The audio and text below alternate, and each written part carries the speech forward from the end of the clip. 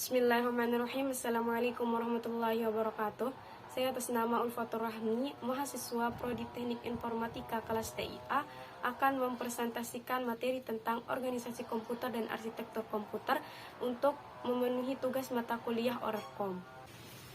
Sebelum kita ke pengertian organisasi komputer dan arsitektur komputer, di sini kita harus mengetahui pengertian komputer itu sendiri. Di sini pengertian komputer ada 3 menurut para ahli. Yang pertama itu menurut Homaker, komputer adalah mesin penghitung elektronik yang cepat dan dapat menerima informasi digital, kemudian memprosesnya sesuai dengan program yang tersimpan di memorinya, dan menghasilkan output berupa informasi. Yang kedua, menurut Blismer, komputer adalah suatu alat elektronik yang mampu melakukan beberapa tugas seperti menerima input, memproses input tadi sesuai dengan programnya, menyimpan perintah-perintah dan hasil pengolahan, dan yang terakhir menyediakan output dalam bentuk informasi.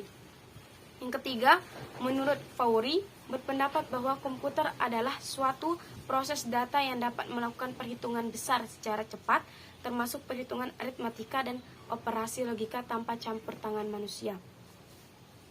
Di sini, dari pengertian ketiga komputer tadi dari para ahli, kita dapat menggarisbawahkan kata alat elektronik dan mesin penghitung.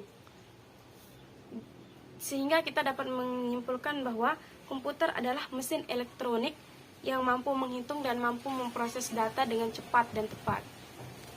Selanjutnya di sini adalah penggolongan komputer, di mana komputer digolongkan berdasarkan data yang diolahnya, penggunaannya, kapasitas atau ukurannya, dan berdasarkan teknologi hardware yang digunakannya. Yang pertama di sini, berdasarkan data yang diolahnya, komputer dapat digolongkan atas komputer analog, komputer digital, komputer hibrid. Dan yang kedua, komputer berdasarkan penggunaannya, komputer dapat digolongkan atas yang pertama yakni komputer untuk fungsi khusus, special purpose computer, atau untuk satu fungsi, single purpose, contohnya seperti peralatan embedded system. Yang kedua, komputer untuk fungsi umum, general purpose computer, atau untuk banyak fungsi, multi purpose, contohnya yakni PC dan laptop. Selanjutnya, komputer berdasarkan kapasitasnya atau ukurannya, komputer dapat digolongkan atas komputer mikro, komputer mini, komputer kecil, komputer menengah, komputer besar, dan komputer super. Yang terakhir, komputer berdasarkan teknologi hardware yang digunakannya.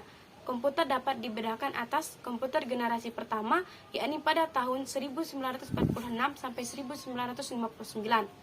Yang kedua, komputer generasi kedua, yakni pada tahun 1959 sampai 1964. Yang ketiga, generasi komputer generasi ketiga, yakni 1964 sampai tahun 1970. Yang terakhir yakni komputer generasi keempat pada tahun 1979 sampai sekarang ini. Setelah kita membahas tentang penggolongan komputer, selanjutnya di sini kita akan membahas tentang pengertian organisasi komputer dan arsitektur komputer. Apa sih organisasi komputer itu dan apa sih arsitektur komputer? Nah, di sini organisasi komputer itu adalah bagian yang terkait erat dengan unit-unit operasional dan interkoneksi antar komponen penyusun sistem komputer dalam merealisasikan aspek arsitektural.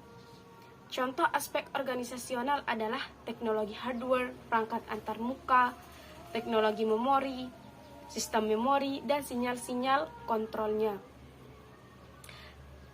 Nah, sedangkan arsitektur komputer lebih cenderung pada kajian atribut-atribut sistem komputer yang terkait dengan sarana programmer.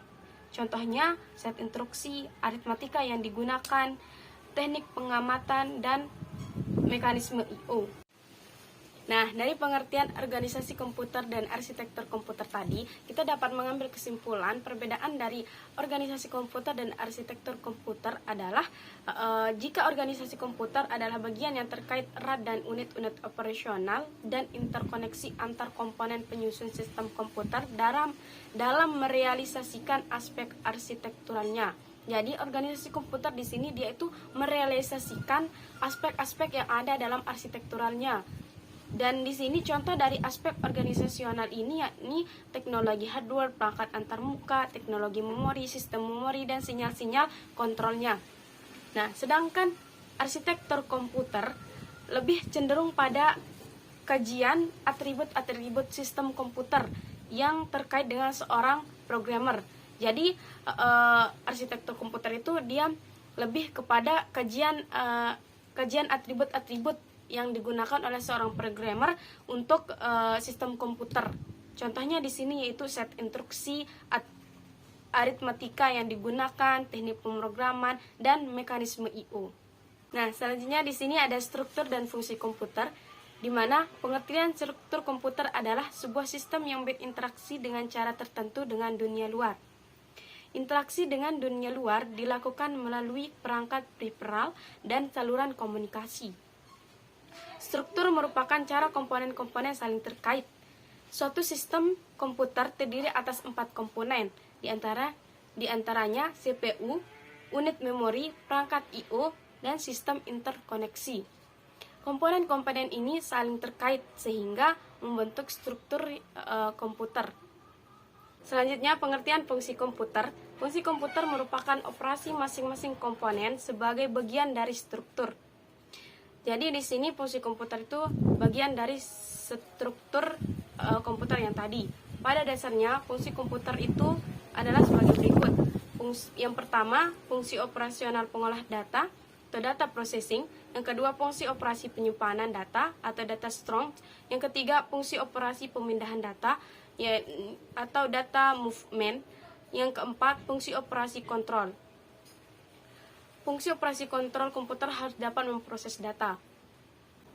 Hanya ini yang dapat saya sampaikan. Apabila terdapat kesalahan dalam menyampaikan materi, saya memohon maaf yang sebesar-besarnya. Wabillahi taufiq wal hidayah. Assalamualaikum warahmatullahi wabarakatuh.